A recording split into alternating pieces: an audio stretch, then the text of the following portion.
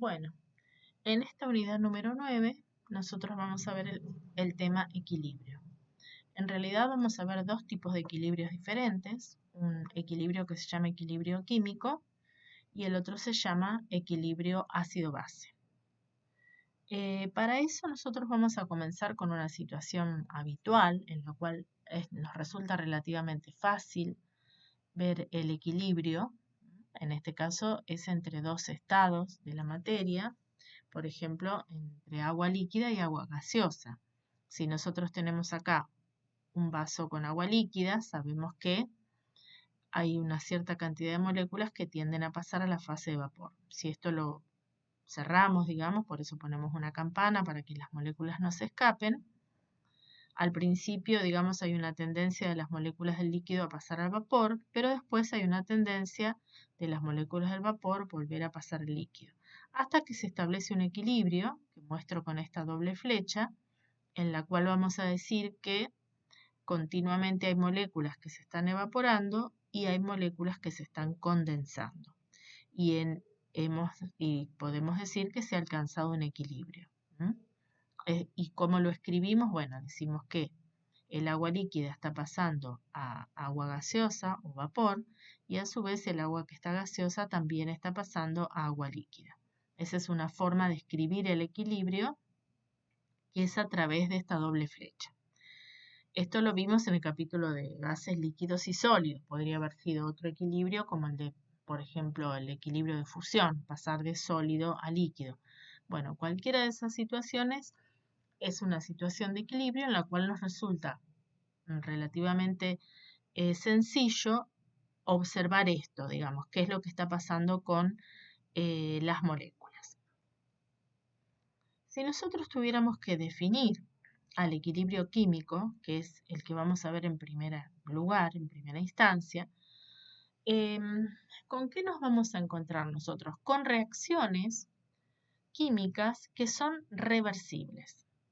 En realidad, las reacciones que nosotros vimos hasta ahora y con todas las que estuvimos trabajando, especialmente a partir del capítulo de estequiometría, en esas reacciones nosotros escribimos una única flecha que va desde los reactivos hacia los productos, pero en realidad la mayoría de las reacciones no son esas reacciones, son reacciones reversibles. ¿Qué quiere decir?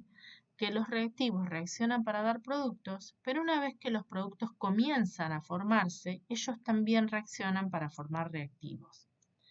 Hasta que llega un momento en el cual se alcanza un estado de equilibrio que llamamos equilibrio dinámico.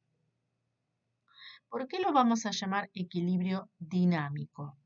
Porque si nosotros volvemos acá a este ejemplo, en realidad, si una vez alcanzado el equilibrio, digamos, una vez establecido el tiempo necesario para alcanzar el equilibrio, todos los parámetros macroscópicos de este sistema permanecen constantes.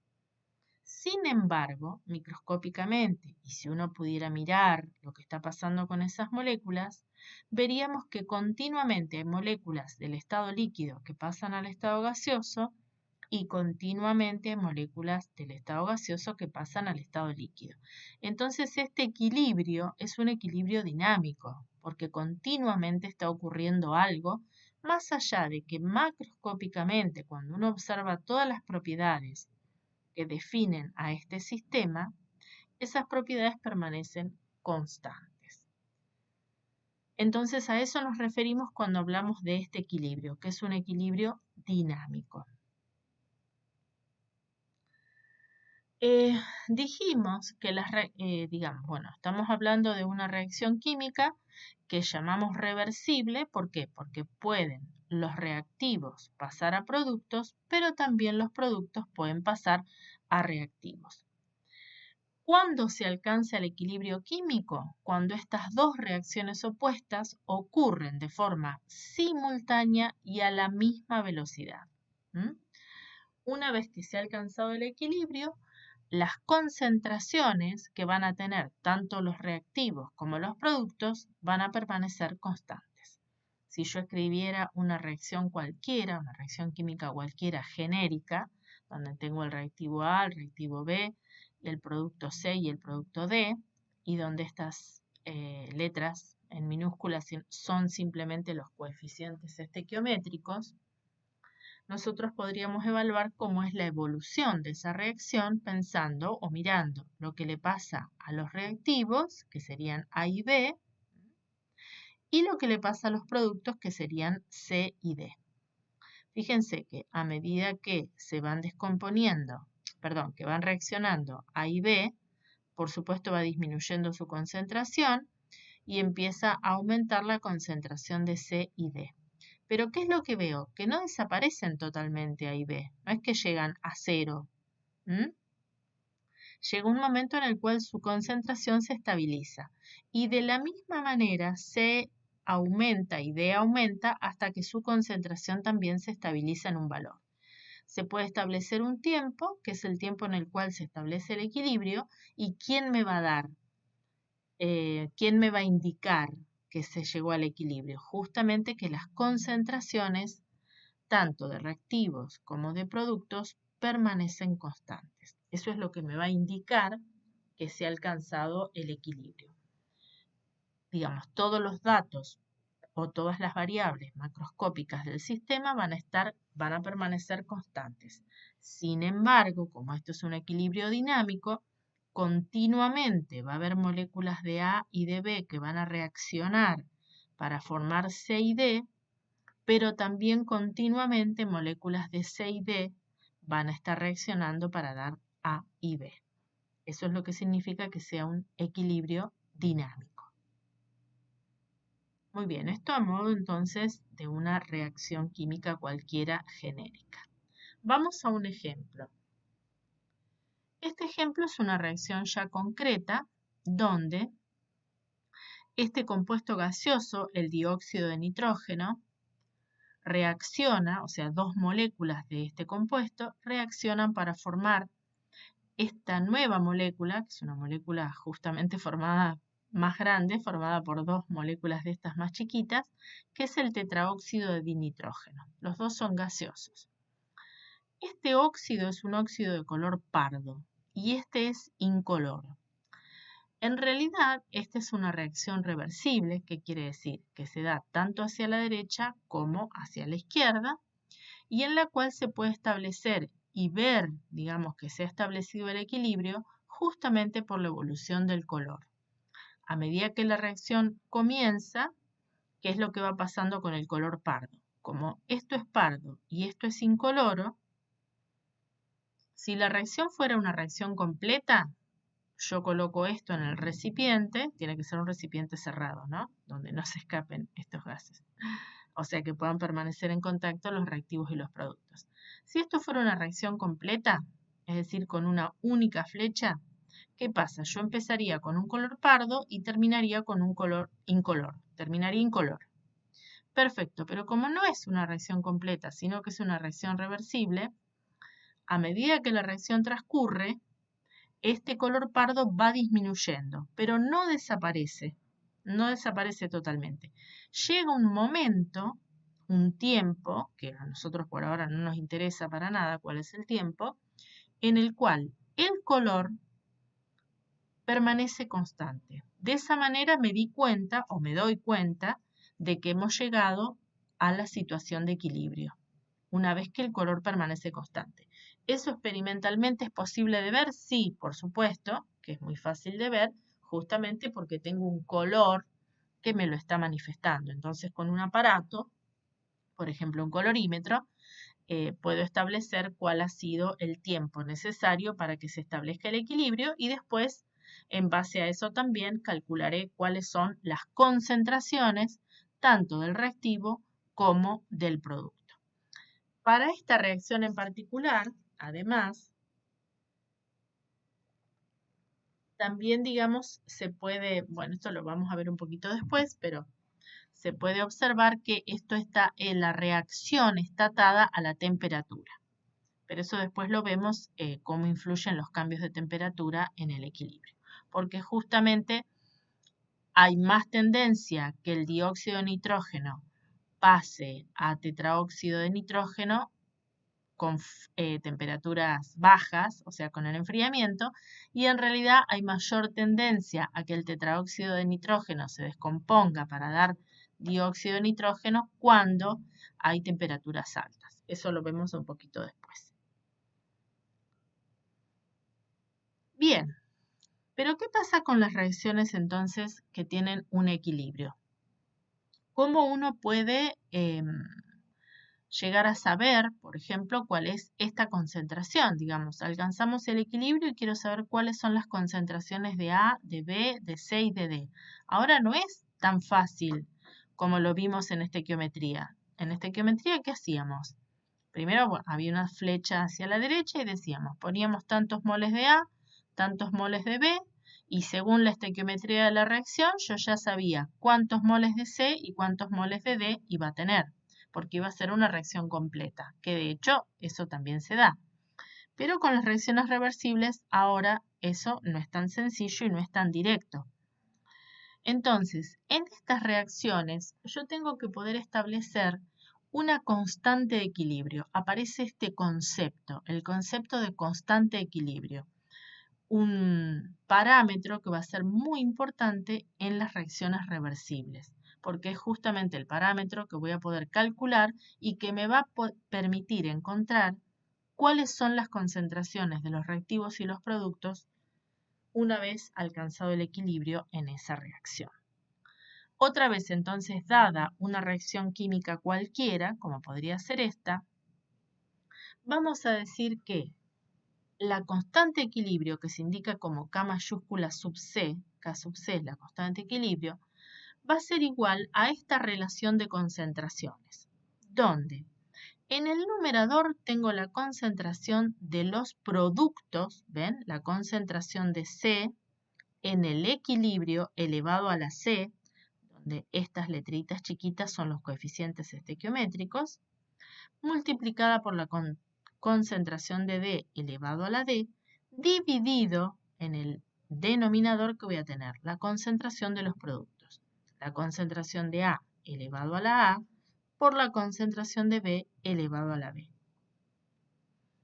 Estas concentraciones, esto que yo pongo entre corchetes, son concentraciones molares. Siempre van a ser concentraciones molares. No puedo poner otro tipo de concentraciones en la expresión de la constante de equilibrio. No puedo poner porcentajes masa a masa, ni porcentaje masa en volumen, ni molaridad. De todas las expresiones de concentraciones que nosotros conocemos, la concentración que nosotros tenemos que poner es concentración molar. ¿Se acuerdan que molar significaba moles por litro? Esta constante, que por supuesto puede hallarse experimentalmente para cualquier reacción, justamente solamente va a modificar su valor cuando se modifique la temperatura. Justamente por eso es una constante. El único factor que la va a afectar es la temperatura. Eso es muy importante y después también vamos a ver cómo la afecta a la constante los cambios de temperatura. Pero si no, en cualquier circunstancia, si no cambia la temperatura, más allá de que cambien las concentraciones de los reactivos y de los productos, esa reacción va a tener un único valor de constante a una única temperatura. Vamos a mirar ahora de nuevo este ejemplo, que es el mismo que vimos antes, nada más que ahora es la descomposición del tetraóxido de dinitrógeno para dar el dióxido de nitrógeno, que es una reacción reversible, es esta que vimos acá en este ejemplito, donde vimos que el dióxido de nitrógeno era el pardo y el tetraóxido de nitrógeno era el incolor. Ahora lo estamos viendo entonces, pero al revés. El tetraóxido de nitrógeno que se descompone para dar el dióxido de nitrógeno que es el pardo. Acá nosotros tenemos una tabla que nos muestra distintos experimentos llevados a cabo con distintas concentraciones, tanto del reactivo como del producto. Fíjense que acá, por ejemplo, empiezo con 0 de dióxido de nitrógeno y con una cierta concentración de tetraóxido de nitrógeno, y acá ya tengo distintas concentraciones de los dos. Una vez alcanzado el equilibrio en cualquiera de estos experimentos, ¿qué es lo que veo? Que tengo distintas concentraciones de reactivos y de productos. ¿Que de qué van a depender? De las concentraciones iniciales que yo puse en el balón donde estoy haciendo la reacción. Bueno, entonces dependiendo de las concentraciones iniciales, yo voy a tener distintas concentraciones finales, tanto del reactivo como del producto. Si nosotros quisiéramos establecer una relación entre las concentraciones en el equilibrio, podríamos en una primera instancia establecer esta relación y decir, bueno, ¿cómo es esa relación de concentraciones entre el dióxido de nitrógeno y el tetraóxido de dinitrógeno? Bueno, hago las cuentas y veo que me dan todos números diferentes para los diferentes experimentos. Pero fíjense qué pasa cuando nosotros hacemos esta relación. El dióxido, la concentración de dióxido de nitrógeno elevada al cuadrado dividido la concentración del tetraóxido de dinitrógeno, que es el reactivo. Siempre en el numerador va el producto y en el denominador va el reactivo, el o los. Fíjense que me dan todos valores prácticamente iguales, es decir, que me da una constante. Entonces, quiere decir que la constante de equilibrio para esta reacción es justamente el dióxido de nitrógeno elevado al cuadrado dividido el tetraóxido de dinitrógeno. El producto de la reacción elevado a su coeficiente estequiométrico dividido el reactivo elevado a su coeficiente, que en este caso es 1, por eso no se coloca. Eso me da una constante. Y fíjense que yo armé distintos experimentos con distintas concentraciones iniciales de reactivos y de productos. Llegué además a distintas concentraciones en el equilibrio, tanto del reactivo como del producto. Pero cuando yo pongo la expresión de la constante de equilibrio, en cualquiera de los casos me da el mismo valor. Por supuesto, vuelvo a decir, esto está atado a la temperatura. Para esta reacción, así como está escrita, y a esta temperatura, que es a 25 grados centígrados, la constante de equilibrio para esta reacción química es igual a este número. Bien. ¿Qué pasa cuando los equilibrios? Cuando en los equilibrios yo tengo sustancias que están en distinto estado físico. Por ejemplo, como esta reacción. Esta reacción es la reacción de combustión del carbono. El carbono es un sólido, en presencia del oxígeno, entra en combustión y se transforma en dióxido de carbono, que es gaseoso. En realidad esta es una reacción que cuando está abierta la atmósfera, quiere decir cuando el dióxido de carbono se escapa, porque estamos en un sistema abierto, como cuando vamos a preparar el asadito y empezamos a quemar el carbón, es una reacción que es una reacción completa, se da solamente en esta dirección, de izquierda a derecha. Pero si esta reacción se lleva a cabo en un sistema cerrado, donde yo no dejo escapar el dióxido de carbono, llega un momento en el cual el dióxido de carbono empieza a descomponerse para dar carbono y oxígeno. Entonces la puedo pensar como una reacción que según la situación en la que se encuentre puede ser una reacción reversible y por lo tanto tendrá un valor de una constante y se va a poder establecer un equilibrio. ¿Cuál sería la expresión de la constante para esa reacción en función de lo que nosotros ya sabemos? En el numerador, la concentración del producto, que es el dióxido de carbono, y en el denominador, la multiplicación de las concentraciones de los reactivos, que son el carbono y el oxígeno. ¿Qué pasa con el carbono? El carbono es un sólido y su concentración, mientras esté en su propia fase, es constante. No cambia, no importa que se agreguen o saquen moles de carbono, mientras haya carbono, su concentración va a ser constante. Esto pasa no solamente con los sólidos, sino que también pasa con los líquidos, puros y en su propia fase. Permanecen constantes las concentraciones. Entonces, ¿qué podemos hacer? Sacar esta concentración de acá, porque total es una constante. ¿Cómo la sacamos? Multiplicando para acá y por lo tanto decimos expresión de la constante realmente para esta reacción va a estar dada simplemente por la relación de concentraciones del dióxido de carbono y el oxígeno. El carbono no lo colocamos en la expresión de la constante de equilibrio de esa reacción, de la misma manera que no lo vamos a hacer con otros sólidos o líquidos puros. Acá tenemos otro ejemplo que es la descomposición de la piedra caliza, el carbonato de calcio, que se descompone para dar óxido de calcio, esto sería la cal viva, esto es el yeso y esto es la cal viva, y dióxido de carbono, donde estos dos son sólidos y este es gaseoso. Entonces, si nosotros en este dibujo, digamos, de alguna manera vemos que podemos cambiar las concentraciones de carbonato de calcio y de óxido de calcio, que serían los dos sólidos. Vamos a suponer que el blanco es el carbonato de calcio y que estos puntitos rojos son el óxido de calcio. Bueno, tanto acá como acá tengo distintas cantidades de carbonato de calcio y de óxido de calcio, que son los dos sólidos. Sin embargo, si ustedes miran las moléculas de dióxido de carbono en el recipiente, en los dos casos es exactamente la misma cantidad. Por lo tanto, la constante de equilibrio para esta reacción es directamente igual a la concentración de dióxido de carbono, porque estos dos sólidos puros en su propia fase son constantes y entonces su valor, su concentración, no se escribe en la expresión de la constante de equilibrio. Que nos queda entonces como resultado o como algo concreto que no tenemos que olvidar, que los sólidos y los líquidos puros en su propia fase son constantes y por lo tanto no aparecen en la expresión de la constante de equilibrio. Eso es algo que tengo que tener en cuenta cada vez que voy a escribir la constante de equilibrio para una reacción química reversible. ¿Qué nos va a indicar el valor de la constante de equilibrio? Ese número.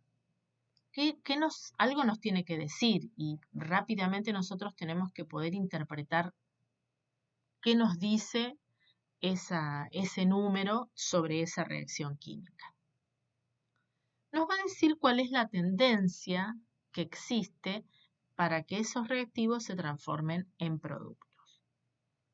Si nosotros acá tuviéramos una reacción cualquiera, donde el reactivo A se transforma en el reactivo B, en el producto B, la expresión de la constante de equilibrio sería la concentración de B en el numerador sobre la concentración de A en el denominador. Nosotros podríamos tener tres situaciones para este valor de constante de equilibrio. Un valor chiquito de constante de equilibrio, pequeño, ¿qué significaría? Que tengo mucho A y poco B. ¿Qué quiere decir? Que hay poca tendencia a que A se transforme en B. O sea, fíjense, en el equilibrio me quedan muchas moléculas de A y pocas de B. ¿Qué quiere decir? Que esta tendencia es pequeña, por eso el valor de la constante es pequeño. Fíjense que el numerador va a ser pequeño y el denominador grande, por eso la constante de equilibrio es chiquita. Entonces, valores pequeños de constante de equilibrio significan que es una reacción que se da en poca medida hacia la derecha. Cuando nosotros tenemos una constante de equilibrio cercana a 1, aproximadamente 1 o cercana a 1, eso nos indica que las dos reacciones se dan más o menos con la misma magnitud. ¿Qué quiere decir? Que tenemos más o menos la misma tendencia que A se transforme en B, que B se transforme en A.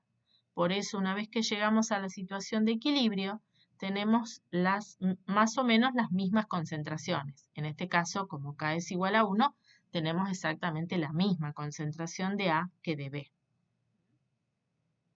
¿Y qué pasa cuando K es grande? Cuando K me da un número grande, mayor a 1, por supuesto, ¿no? En este caso, por ejemplo, 10, hemos puesto como en forma genérica. Significa que tengo mucha concentración de producto y poca concentración de reactivo. Quiere decir que hay una tendencia más importante a que A se transforme en B que la inversa que B se transforme en A. Por eso es que B, que está en el numerador, es un número grande y por eso me da una constante grande. Y bueno, y acá lo vemos simplemente con el dibujo. Tengo mucha mayor concentración de B que de A. Entonces, la constante de equilibrio con su número, con su valor, ya me dice algo importante acerca de esa reacción química. Bien, entonces esto es simplemente para reforzar lo que acabamos de decir.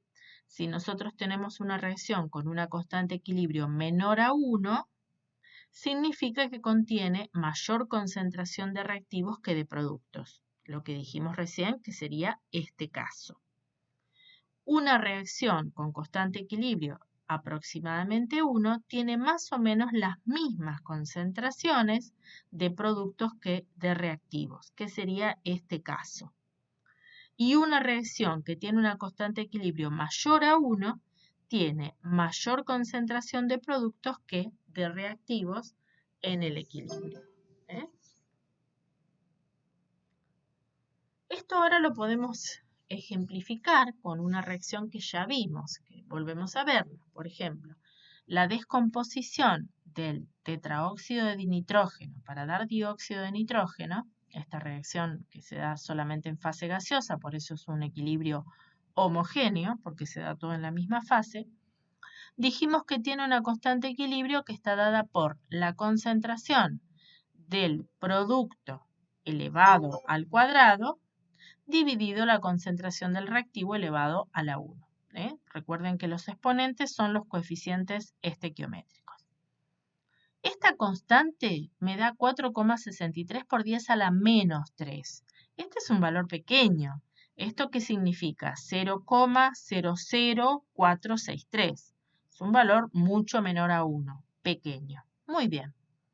¿Qué pasa si nosotros miráramos la reacción inversa? ¿Cuál es la reacción inversa? Si yo la mirara desde el dióxido de nitrógeno hacia el tetraóxido de nitrógeno, esa sería la reacción inversa. Entonces, la reacción inversa también tiene una constante de equilibrio.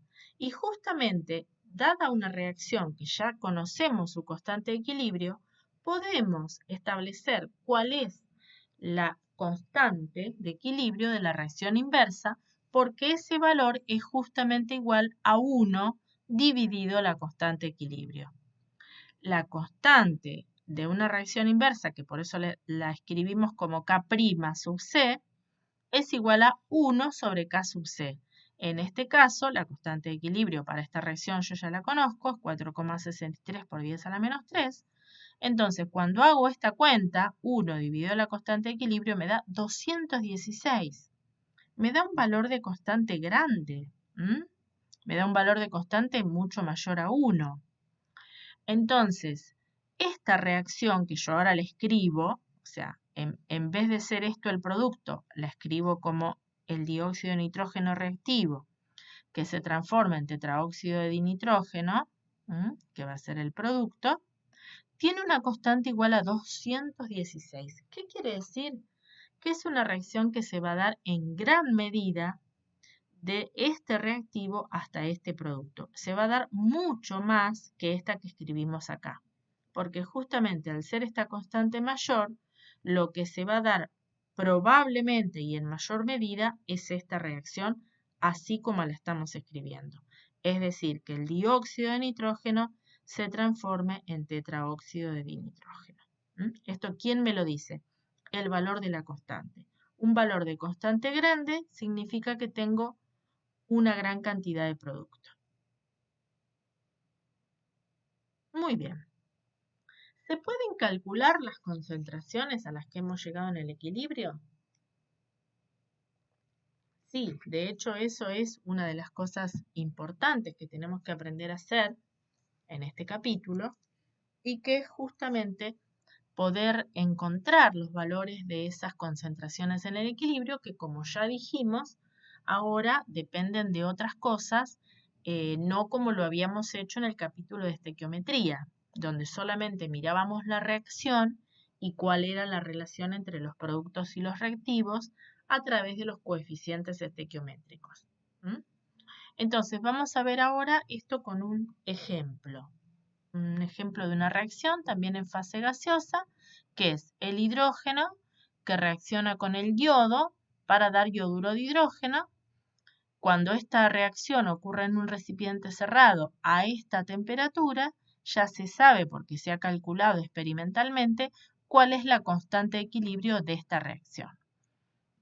Vamos a suponer que me dicen que en el balón de reacción tenemos una concentración de hidrógeno igual a la concentración de yodo igual a 1 molar, que significa 1 mol por litro. Bien, entonces vamos a ver cómo procedemos nosotros para poder encontrar las concentraciones en el equilibrio. Un segundito acá. Vamos a resolver esto como un problemita. Entonces necesitamos escribir algunas cosas allí en esa tabla que pusimos. Muy bien. Para esto vamos a salir un cachito de acá. Vamos a ir acá, vamos a ir acá, vamos a ir acá. Y entonces ahora vamos a volver acá. Bien. Fíjense que nosotros hemos puesto una tabla en la cual ponemos concentración inicial y concentración de equilibrio. ¿Para quién? Para todos. Para el hidrógeno, para el yodo y para el yoduro de hidrógeno, que son mis reactivos y mi producto. Bien, las concentraciones iniciales de hidrógeno y de yodo las conozco porque justamente yo coloco esas concentraciones iniciales adentro del balón y decido poner 1 mol de cada uno en un balón, por ejemplo, de 1 litro. Por lo tanto, la concentración de hidrógeno es 1 y la concentración de yodo es 1. Muy bien, inicialmente, cuando recién comienzo y pongo esas cosas adentro del balón de reacción, ¿tengo algo de yoduro de hidrógeno? No, al principio no tengo nada, por lo tanto acá pongo 0. ¿Sí? Escribo 0, no tengo nada de yoduro de hidrógeno. Muy bien, yo dejo que la reacción ocurra. Como sabemos que es una reacción reversible, ¿qué significa esto? Que no se va a agotar todo el hidrógeno, tampoco se va a agotar todo el yodo y tampoco se va a producir todo el yoduro de hidrógeno que me dice la estequiometría de la reacción. Pero lo que no sé es cuánto. Entonces, de hidrógeno, por supuesto, voy a tener menos. Lo que no sé es cuánto menos. Entonces, ¿cómo voy a poner la expresión de la constante de equilibrio ahí? Voy a decir, bueno, tengo 1 menos X. Oye, eso me salió feo. Es una rayita que, a ver, esperemos. No va. Ahora acá. Sí. Ahí está.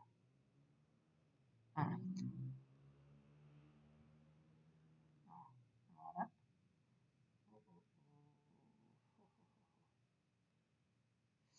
No.